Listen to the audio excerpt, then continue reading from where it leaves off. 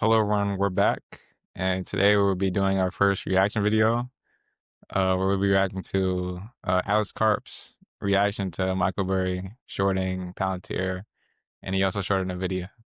He was So pissed. yeah, he wasn't taking it lightly. So Michael Burry, if you don't know, famous investor. The movie The Big Short, one of the famous finance movies, based on him when he bet against the housing market right before the '08 crash.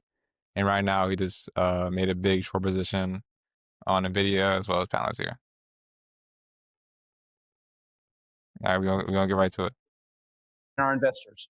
Being short is a very difficult place to be because you can lose everything, right? You can drive these people into the ground. Thank God. Like Michael Burry put a really big bet on it. It's almost $1 billion. It's $912 million. That's a big step for him to put into that.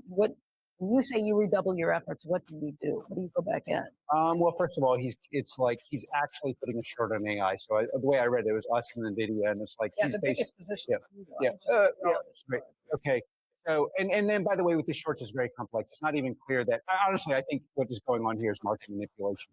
He delivered the best results anyone's ever seen. It's not even clear he's not doing this to get out of his position. I mean, these people, they claim to be ethical, but like they're actually shorting one of the great businesses of the world. And I'm not against shorting as a matter of theory, but I'm just saying pick something that is not doing a noble task, and it's us against them, and that's a good position for us. I mean, look, when you're printing a rule of 114, again, people who aren't technical, I think roughly an incredible score, like an Olympic grade score on rule of 14 is like 50. I mean, that's roughly like if you're between 50 and 7, you're an Olympic athlete, a unique implement athlete. This is like Michael Phelps like score, like Michael Jordan. Like there are no scores like this. There and 121 growth off of almost a 1.5 run rate in U.S. commercial, and the 77% growth in the U.S. and an aggregate off of an aggregate base of $4.5 billion. By the way, I predicted we'd get here. So it's like if you want to short that, be my guest. You go ahead. We're just going to go do our things. I mean, look, I'll tell you, there's a tale of two cities in our society. We need experts versus retail. And you see it like, I don't know why these newspapers are helping Mandani win.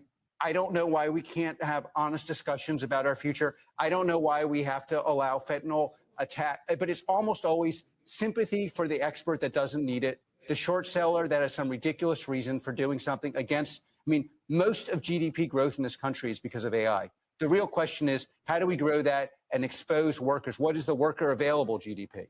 That's the question for our society. Instead of aligning on that, we've got these completely. And again, if the numbers weren't there, great, be my guest. But then the numbers are there. So then you're not. It's not even clear he's actually shorting us. It's probably just how do I get my position out and not look like a fool? I don't know, but I do think this behavior is egregious, and I'm going to be dancing around when it proves it's proven wrong. Got it there.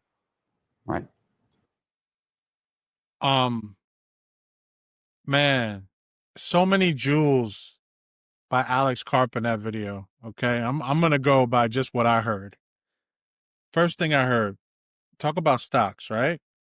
So what most people don't understand what he said, or what I forget the lady's name on there. I watch her every morning. I can't believe I forgot her name. Anyway, she said when you short a stock, you could lose everything. I want you to realize that you could lose everything. And Michael Burry took a $1 billion position in Palantir, shorting Palantir. Okay, man. I mean, these guys. You talk about risk. I mean, this is amazing. The other couple jewels. I'll talk about this jewel real quick before I forget. Most of the GDP, the gross domestic product in America, is AI. Guys, we're not talking about agriculture. We're not talking about like, shipping, construction. We're not talking about like Dow Jones industrial stuff. We're talking about AI as most of of what we do, of America's growth. So gross domestic product. So that was really interesting to me. I thought about it, but until he said it, it didn't really make sense. Especially with the way a lot of people feel like we're in a recession already.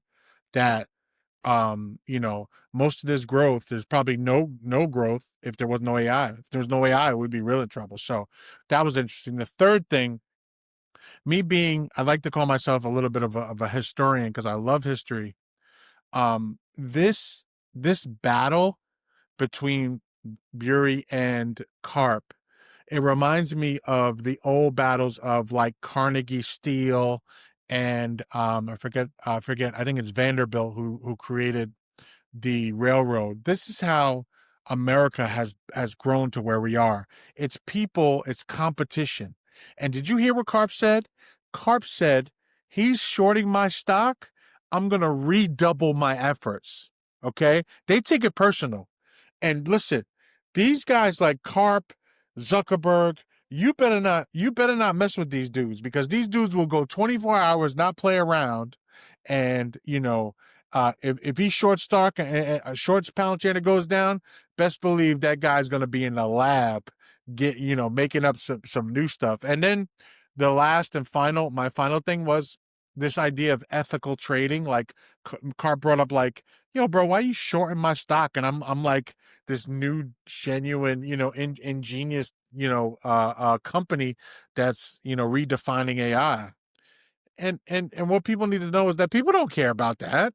People trying to make money out here, and shorting is a way to make money in the stock market. So I thought that was kind of whack on Carp's part. Like, why are you shorting my stock?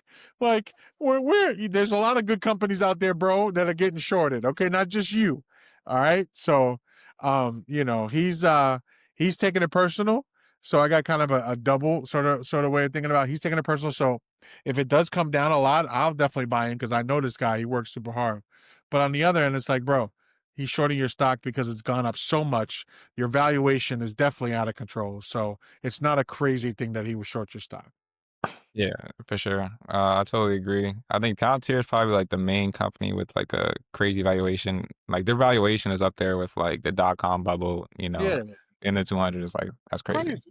Yeah. Yeah. So So to think that not just him shorting stock, but again, like $1 billion though, shorting a yeah, stock. That's and yeah, it's really risky because when you can think about it, when you're shorting a stock, you have infinite downside.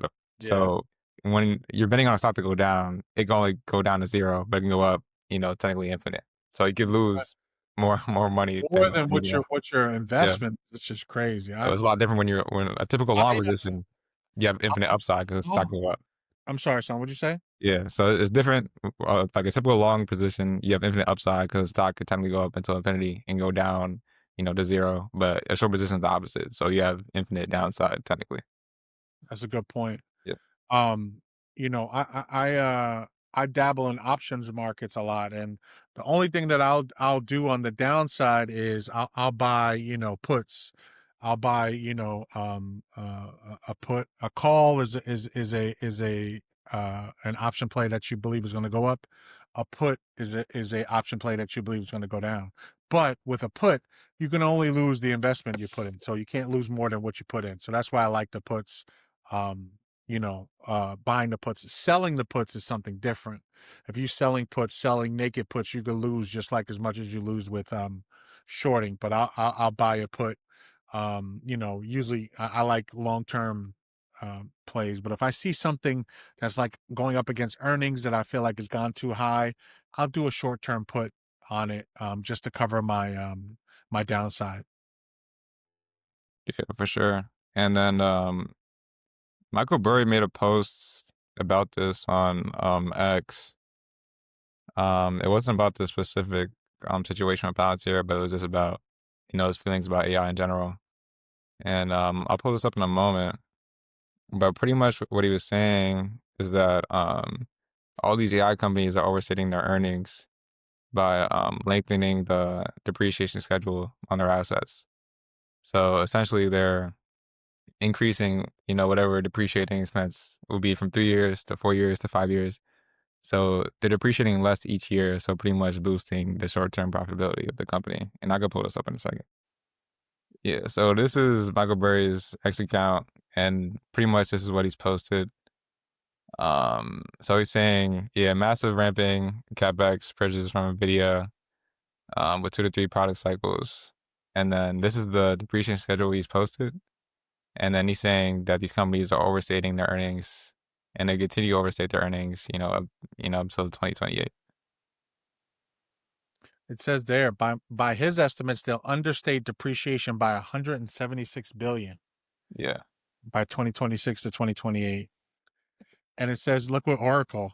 In 2028, Oracle will overstate earnings 26.9, Meta by 20.8%, but it gets worse. More detail coming November 25th. So he's got something cooking, And again, this could all be just for, to get, because Michael Burry, it's almost like he's like this one-hit wonder. He got it right back in the housing market. So now he's got a little credibility. Like sometimes I feel like these guys are trying to like, get this propaganda out so he can really win and just short the market. And then what he'll do is he'll make money on the downside and he'll make money on the upside when it starts to come up. So you got to be careful with these guys, man. That's why, we talk about it all the time. Be a long-term investor. None of this news matters if you're a long-term investor, right? None of this crap matters. This will be a short-term thing. Even if the market goes down 2, 3, 4, 5, 6 months, a year, the market will come back up again. So these guys, man, that's why I don't like to watch a lot of news sometimes, because these guys will have you going one way and then they'll have you going another. So sometimes you have to turn off the news. You have to do your research. Okay, like we talk about, high quality plays for the long term. Okay, and just sit back and let them cook. Yeah, that's 100% right. Now, he's got everybody tapped in for what's going on November 25th. Yeah, But exactly. Yeah. So yeah, now people will be waiting by. They're gonna be waiting by. So now what happens in the market, they say you buy the rumor, sell the news. So if you're buying this rumor, that means that you're going to be selling all your positions, right?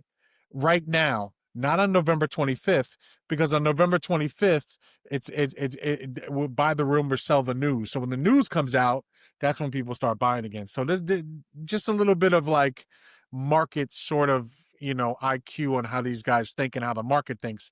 Today, if you saw this, most people who saw this buy the rumor, sell the news. This is the opposite. You selling your plays on this news, and you're going to be buying on the 25th. So just be smart, guys. If you want to trim some of your earnings, there's nothing wrong with that at all. But after a little while, you see them come back. You could jump back in a little bit later after a month.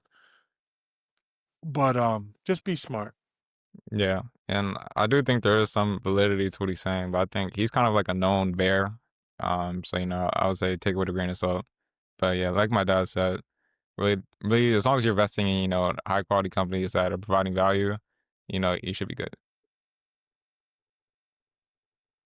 Cool. Yeah.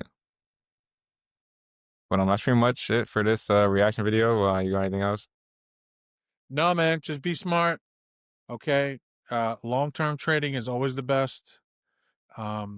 Google and long-term trading and whatever Warren Buffett does, you do. Yeah, for sure. And don't forget to like and subscribe, and we'll see you guys next time.